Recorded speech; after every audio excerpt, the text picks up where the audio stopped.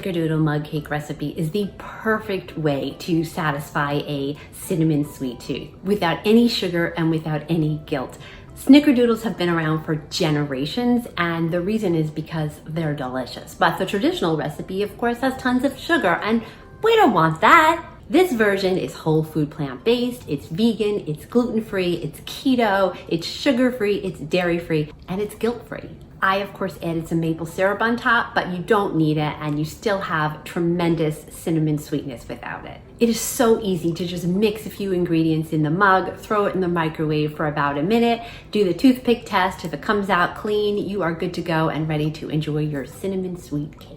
I would love to hear your thoughts in the comments, and please subscribe. Your support would really mean a lot to me. Thanks so much for watching, and I look forward to seeing you on the next one.